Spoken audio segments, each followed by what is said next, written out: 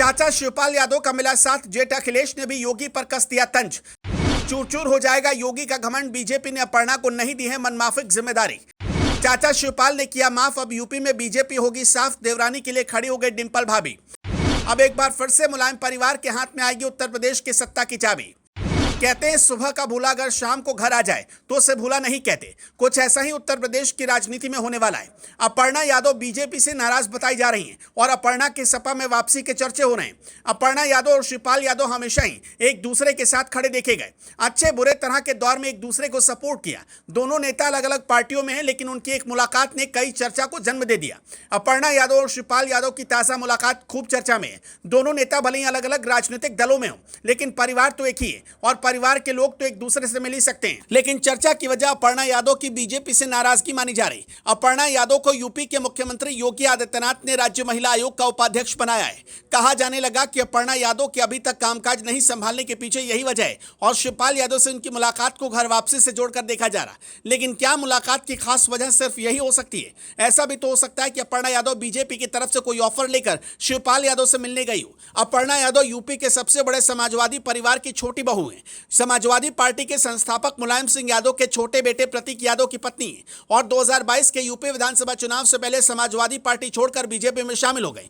BJP की तरफ से अपर्णा का झुकाव तब सामने आया जब परिवार की एक शादी में प्रधानमंत्री नरेंद्र मोदी पहुंचे थे और अपर्णा यादव ने मोदी के साथ सेल्फी भी ली थी।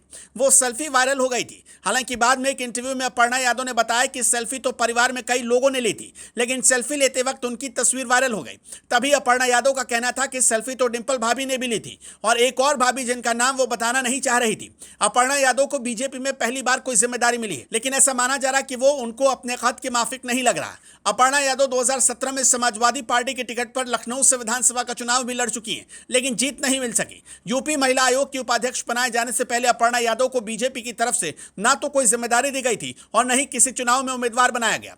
हो सकता है कि बीजेपी नेतृत्व को अब अपर्णा यादव पर भरोसा न रहा हो या उनकी खास उपयोगिता न समझ में आई हो। मोदी के अलावा अपर्णा यादव 2017 में योगी आदित्यनाथ के मुख्यमंत्री बनने के बाद भी मिलने गई थी।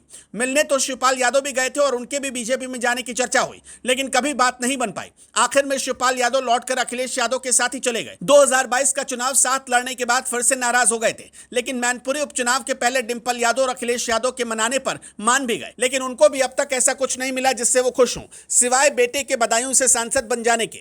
जो नेता बहुतों को सांसद बना चुका हो उसके लिए अपनी पसंद की सीट से चुनाव लड़ने को भी ना मिले तो क्या कहा जाए। ऐसे में यह भी हो सकता है कि अपर्णा यादव बीजेपी की तरफ से कोई ऑफर लेकर शिवपाल यादव के पास पहुंची हो। उपचुनाव से पहले योगी आदित्यनाथ भी तो हर हाल में मिल्कीपुर और करहल विधानसभा सीटें जीतने की जीतोड़ कोशिश कर रहे हैं। शिवपाल यादव से मुलाकात के बाद एक और चर्चा शुरू हो गई। चर्चा ये कि चाचा शिवपाल यादव के बाद अपर्णा यादव की मुलाकात डिंपल यादव और अखिलेश यादव से भी हुई है और जिस मौके पर मुलाकात हो रही थी, बात भी हो रही थी, वो भी एक खास संयोग है। यह भी सुनने में आया कि जुलाई में ही अखिलेश यादव और डिंपल यादव अपर्णा के पति प्रतीक यादव से मिलने गए थे। असल में उस समय उनकी तबीयत खराब थी और वो अस्पताल में एडमिट थी और अब मीडिया रिपोर्ट में सूत्रों के हवाले से बताया जा रहा है कि पूरा परिवार सैफई में मुलायम सिंह यादव की श्रद्धांजलि सभा में इकट्ठा होने वाला है। 10 अक्टूबर को मुलायम सिंह यादव की पुण्यतिथि है। उस मौके पर भेंट तो होगी, लेकिन कोई राजनीतिक बातचीत भी होगी क्या? इस बीच समाजवादी पार्टी के नेता अखिलेश यादव की एक सोशल मीडिया पोस्ट सामने आई। अखिलेश यादव ने सोशल साइट एक्स पर लिखा कि बीजेपी के सारे पद अपनों को ही दिए जाते हैं, औरों को योग्य नहीं समझा जाता।